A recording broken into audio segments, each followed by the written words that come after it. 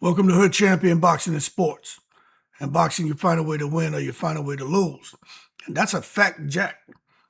Matter of fact, you got Ennis and Zayas coming up. Let's talk about this. Because what you have here, in my opinion, athleticism versus technique. Now, they both have athleticism, they both have technique. But to me, one person has more than the other. And this fight has become one of the simplest debates in boxing. And it's not because it's easy, because the contrast is so clear. Many fans view Jaron Ennis as a superior athlete. Look, this is just the consensus.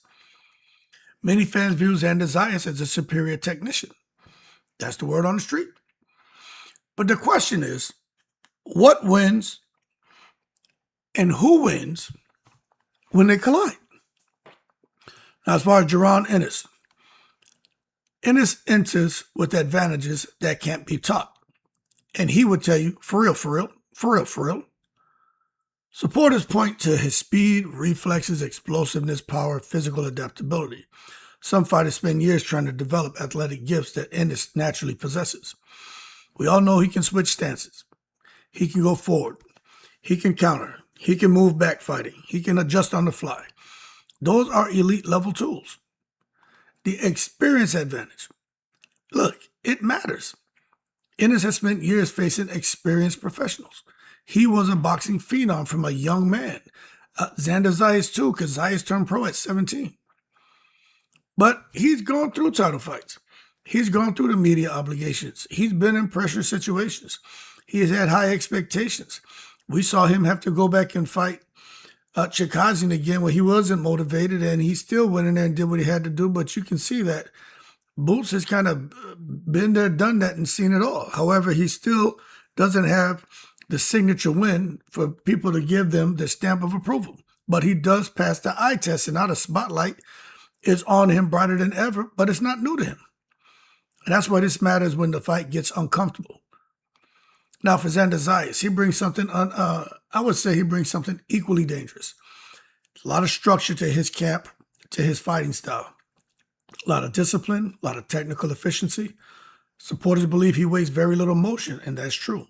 He doesn't appear rushed. He does get hit, but it's boxing. I mean, what, you ain't in there supposed to be, hugging up on each other and tickling each other and shit. But one thing I like about Xander Zayas, he doesn't appear rushed. He doesn't seem emotionally affected by pressure. He fights like someone solving a puzzle. And that style has frustrated many talented fighters throughout boxing history because they don't give the talented fighters what they want. They take their time, fight at their own pace, and do the things that they want to do when they want to do it. But the experience question for Zayas is real. And that's the biggest concern for some observers. It's not his talent. I mean, the goddamn guy's a unified champion at 23. We know he gets busy, but it's just the seasoning. Is he the Saison con achiote, or is he the Saison sin achiote? Is he the adobo? Which color cap? The yellow cap, the blue cap, the red cap? Which one is it? What kind of seasoning? You see, Zayas has experienced enough difficult moments, but does he have the seasoning of a Jaron Ennis? No. But he has faced enough elite level adversity and that elite level energy. Remember, the man's he's a unified champion at 154. He had to go earn those belts. But can he make adjustments against a fighter as gifted as Innis? I don't know. Some say yes, some say no. Some people are flip-flopping. I just know it's a fair question, and it's hard to decide on which fighter to go with, because when you really break it down, you can see both winning. But only a major fight can answer these questions, and that's why we're talking about it right now. Now, who wins? Athleticism or technique? Historically, neither. It's like I said in another video earlier. The fighter who combines both usually wins, but is forced to choose. Sometimes that happens. Could be forced to choose. And if you see fans out here being forced to choose, many fans still lean towards Ennis because elite athleticism at the championship level can erase small mistakes. And they look at Roy Jones Jr. He had elite athleticism, and Roy was able to do what the hell he wanted until he slowed down just enough for the athleticism to not be able to really benefit him and be able to come out here and give him the upper hand in the fight. He slowed down just enough to where the athleticism didn't matter, and he got touched up. That's not going to happen for Jaron Boots Ennis. But if he does get touched up, it's not going to be because he slowed down. It's just going to be because of the technical ability of Xander Zayas. just proved to be greater on that night. I'm just saying this. One explosive moment can change everything. And that's why people give Ennis a slight edge. Because they know there's something special about his hands. And there's something special about Zayas. But I think there's just maybe something a bit more special about Ennis. But we won't know until they fight. I know I ain't betting my draws on that shit. Because it get cold in my house. I need my draws and I don't need no holes in them. Now, as far as Spence and Tszyu, this fight presents completely different questions. This shit ain't about youth. It's not about identity. It's not about athleticism. It's not about technical ability. It's really about, when you're talking about Spence, which Errol Spence shows up. This may be the biggest storyline, not whether Spence can fight. Everyone knows he can fight. The question is what version arrives.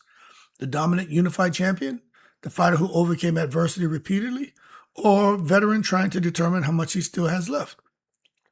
Many fans are waiting for answers. I am too. I think he's trying to see what he has left, and he's going to take it on a fight-to-fight basis and determine what his next move is. But Tim Tszyu, he also faces questions, man. His setbacks against Fondora and Murtazali have changed the conversation around him. Yeah, he got him 2 fights, 2 wins, much needed. With Pedro Diaz, now he's not with him. But, those fights, many viewed Tszyu as inevitable. You know what I'm saying? Being real with you. Now some fans wonder whether the aura has been damaged. Yeah, he got those 2 wins against guys who relatively unknown and shit, but the concern is not talent, because Tim Tszyu has the talent. He stands a little too straight up for me, especially going in against Spence. But again, what version of Spence is going to show up? But I wonder about his confidence. I ain't gonna lie. I wonder about Tszyu's confidence. Champions often look unstoppable until they suffer significant defeats, get hit, get hurt badly. That's when observers begin questioning everything. But when you watch Tszyu, if he's having his way, he's going to be confident, and you're going to be able to feel that. But if he gets in it with Spence, and all of a sudden Spence is touching him up, pushing him back, and what's Tszyu going to do? Is he going to start seeing Fondora in front of him? Is he going to start seeing Murtazali in front of him? Or is he going to let the Aussie nuts hang and say, I'm going out on my shield. I'm not going to let him back me up. This is Australia. And he's going to let his hands go. I'm telling you, I think Tszyu has everything it takes to win this fight. I think Errol Spence does too. But I also feel there's a lot of questions surrounding both of these guys. So to me, it's a 50-50 fight. Now, I will say this. Spence makes the fight dangerous. Okay? But to assume that he makes it easy work is irresponsible. So to that I say in the most respectful way, hold your horse and stop taking it to the stupid. Spence has spent years making elite fighters uncomfortable, but he's been inactive. But does he still have the pressure, the physicality, the body work, the relentless pace? Even if Spence is no longer at his peak, those qualities remain dangerous if they show up on fight night. Tszyu cannot afford a slow start. I put it to you that way, because we know Errol Spence is stepping to him. And this is where the matchup gets fascinating, because you got experience versus experience, champion versus ex-champion, although different weight levels. They both brought the heat. They understand championship pressure. They've competed at the highest levels. They have something to prove. They want redemption. One wants validation, and I would say one wants redemption. The validation, Tszyu, redemption, you know who that is, Errol Spence. But I tell you what, they both got one big problem. The problem stands about 6'6" with an 80-inch reach. You know what I'm saying? Cockroach man. Standing above everyone is Fondora, not because he's a unified champion, but because he literally stands above everyone. He's a giant, he's a champion, he's a damn puzzle that, I don't think anyone's going to solve if he fights tall and stays behind that 80-inch reach. When Fondora uses his height and reach correctly, many observers believe he becomes one of the most difficult fighters in boxing. I agree. His advantages are obvious. Height, reach, volume, size, and he's mean as hell, and he's strong as hell. They say you look at him like he'll blow over. They say you get in the ring with him, you learn with the quickness. He's strong as shit, and he hits hard as hell. So I think out of all these characteristics that he possesses, I think the one thing that just makes him, I'm going to say it's like when somebody in invincible. And yeah, I'm going to use the word, yeah, he got clipped before, but doesn't matter. He's fighting differently now. That 80-inch reach at junior middleweight is absurd. And you've seen what happened when he stays behind it. Can't nobody get to him. So what he did to Thurman. You're talking about, yeah, like, but the reach advantage he had was like ridiculous, 13 inches or something. Ain't nothing, there's just nothing Thurman could do. But fans want the winners to meet. You know what I mean? The division needs clarity. The winner of Ennis Zayas should fight the winner of Errol Spence. The winner of that fight should face Fondora. That's how divisions create stars. That's how champions become legends. No shortcuts, no detours, no excuses. But Fondora got to get his ass back in the ring too. I don't know what the hell Fondora's doing. I was reading up on him today. What's the plans for this guy? Josh Kelly, like he got something going on. I mean, everybody in the breeze. But one thing for sure, Fondora, even though I think he beats all these guys, he doesn't want to come off no inactivity and get in the ring with these beasts. He need to get him a fight. Probably take 2 fights before he gets in with them, because you figure if these guys fight and they fight again, no, he only needs 1 fight. He may just need 1 fight. Or maybe 2. Maybe 2. And that'll give these guys a chance to fight. Dust settled, and whoever the winner is, they fight. Dust settled, and then whoever wins that goes on to fight Fondora. So they would have fought 2 more times. Fondora could fight twice. But at the end of the day, the future of the 154-pound division may come down to 3 questions.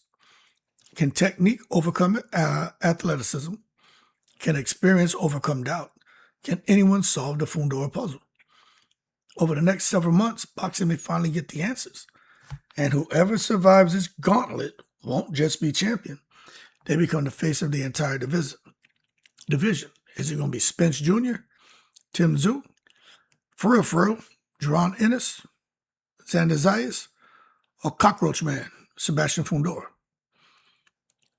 I think Fondora, but you just never know. Because if you ask Jaron Ennis, he's the best in the division. He's the cash cow. I don't know about all that. But what I do know is all roads lead to Fondora. 1 division, 5 monsters, 154-pound war. Who's going to survive? I don't know, but we're going to find out. Y'all keep cool, I'm in the breeze.